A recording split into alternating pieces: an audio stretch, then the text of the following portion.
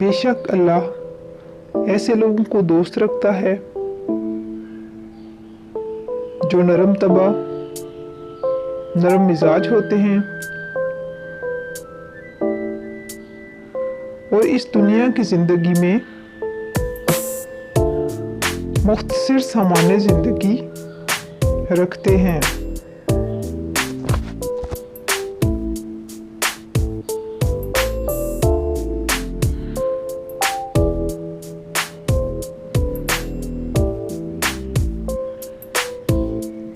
अल्लाह के दोस्त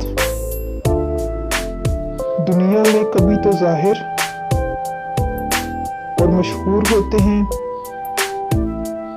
और कभी पोशीदा और मख्फी रहते हैं। ताहम ये दुनिया उनके वजूद से कभी खाली नहीं रही।